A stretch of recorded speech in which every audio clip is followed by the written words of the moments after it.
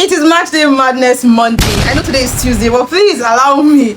And Gameweek 16 had a clear team, home advantage. So on Saturday, almost every home team scored 2 goals and they took all 3 points, except for Burnley, who were the only ones. They still scored 2 goals, but they needed more goals to win because the match ended in a 2-3 loss for them. Then on Sunday, we switched it up even more.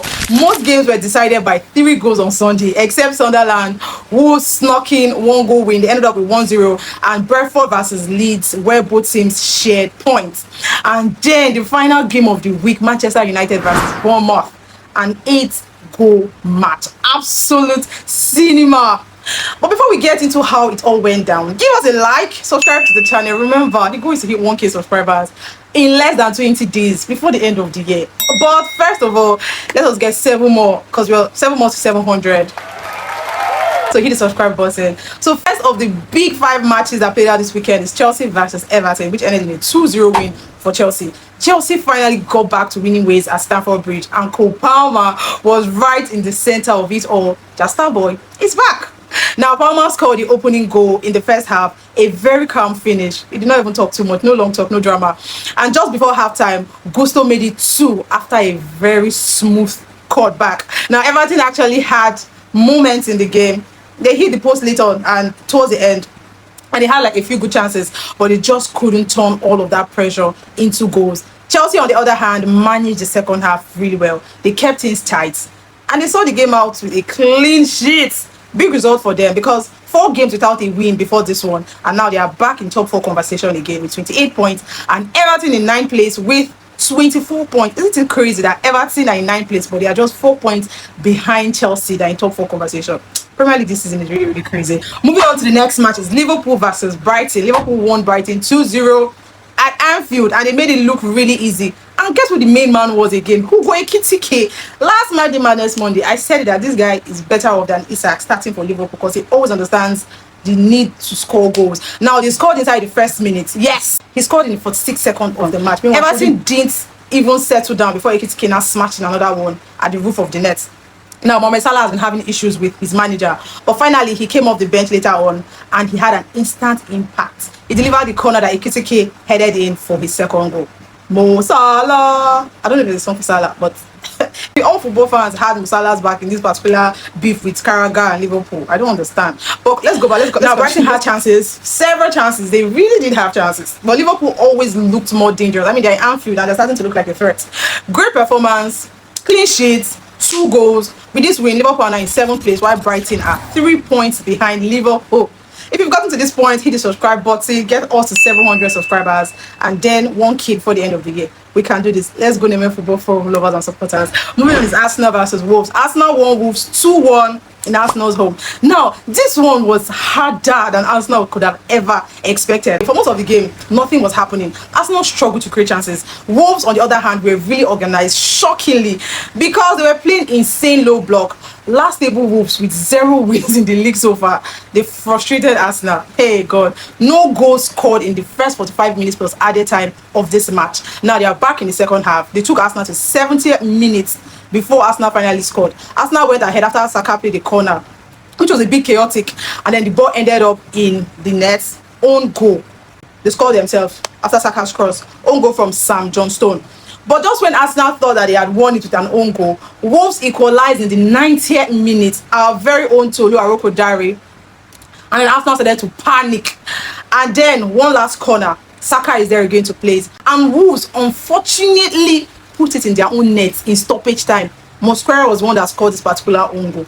Arsenal finally survived this one, but Wolves broke the heart of Arsenal's haters. You see, sometimes football is just cruel, because how can all 3 goals scored in a match come from the losing side? Please tell me. So right now, Arsenal are still top of the table with 36 points, while Wolves are still bottom, and they are waiting for the miraculous first win of the season. Back to Tolu Arokodare. I don't understand Nigerian Super Eagles. They'll go to their clubs, they'll play well, they'll come to Nigeria, they'll be doing nonsense. See all of them. Bassi scored for Fulham. Arokodare scored for Wolves. Chukwueze scored, was it not Brace, almost hat-trick. Who else? It will be scored. I don't even want to talk about it. Please, let's just go back. If you've gotten here, hit the subscribe button and let's move on to the next match of the week. So the next match is Crystal Palace versus Manchester City, ended in a 0-3 loss for Palace at home. Now, City went to Selhurst Park, that's Palace home, and they quietly reminded everyone who they are. Me, I cannot believe personally that Manchester City left this match with a clean sheet because Palace started well. In fact, they balled. They had multiple chances, but none went in. They even hit the woodwork twice, and City, for some reason, didn't concede, and they were not even panicked. They just ensured that they took every chance that came their way. So before the first half break, Haaland opened the scoring with a very brilliant header. The cross came from Matheus Nunes. That guy has made some of this similar cross so many times, very successful ones at that this season. I'm really impressed by him. Then Foden made it 2 with a clean strike from a distance. The pass was from Cherki. Cherki currently now is a top assist in the Premier League. And then Haaland now wrapped it up with a late penalty. Penalty was won by Semenyo, who just came off the bench. Palace had several moments. Like I said, I'm shocked they didn't score any match. But City turned up when it mattered most. And another clean sheet for them, 3 points as well. Now they're right like on Arsenal's neck, 2 points behind Arsenal. Hit the subscribe button, like this video, and then let's continue the conversation. And let me ask a quick question, yeah? The way the Premier League is going right now, the way Manchester City are moving, do you think they are back? Do you think they are better than Arsenal? Do you think Arsenal is better than them? What's going on? Or is it too early to predict who is going to win the league? Let me know your thoughts in the comment section. Now, moving on to the final Big 5 game of the week that played out on Monday evening. Manchester United versus Bournemouth ended in a 4-4 draw. And now, this particular match was a mad. Old Trafford witnessed one of the wildest games of this season. 8 freaking goals. No defending whatsoever. Just proper chaotic football everywhere. I really enjoyed this game so much. Like, you can even hear from my voice how much I enjoyed this game. So United took the lead. Amadiado scored in 13 minutes. Bournemouth replied. Semenyo, he scored in the 40th minute. United now scored again. That was Casemiro before halftime to make it 2-1. We are back in the second half. Bournemouth now flipped the game. They scored 2 goals in 6 minutes. This was from Evanelson at Tavernier, making it 2-3. United now came back again, scored 2 goals in 3 minutes. That was Fernandes, who scored a beauty, an insane free kick, and then Cunha also scored to make it 4-3. Bournemouth now said, see, we are not losing this one. They legit refused to go away, and they equalized the game. This was Kroupi, was the one that scored the final goal. And what was the end result? 4-4. No winner. They shared points, but it was a great game. The best goal scoring match I have witnessed personally this season, other than Man City Fulham that ended in a 5-4 draw, in a 5-4 win for City. That game, other than that, this is the best match I've seen this season. Hit the subscribe button. Get me to 1K subscribers, please. That's the goal. Get us to 700, and then we'll look at getting 300 more. Now this is a wrap for the Big 5. Moving on to other matches that played out, let's talk about the newest derby in the Premier League, the Weir derby between Sunderland and Newcastle. Sunderland won 1-0, but they did the vainest thing ever. How do you write your opponent's name as visitor? They took post-match pictures as well, because Newcastle always takes post-match pictures after a game. Me, I cannot wait for what will happen in the return match in St. James Park, because I know Newcastle are coming for every single body. How can you write visitors in your opponent's name? Let's quickly look at other matches that played out before we wrap it up. Other matches that played out, we had Burnley, like I said, hosted Fulham, and they lost to Fulham 2-3. Then Nottingham Forest ball, they played Spurs 3-0 in Forest home. On the score sheet, we had Hotinodoy and Ibrahim Sangare. Then, I already said Sunderland, Newcastle, I spoke about them, 1-0. Let me also mention that the 1-0 goal was an own goal from one of my new favorite number 9, Botamada. I don't know how that happened, but it's a derby.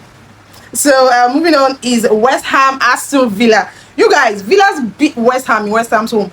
Aston Villa on fire. They're like the hottest team in the Premier League right now. How they struggled at the beginning of the season, but right now they've picked form and they're in the best form of their lives.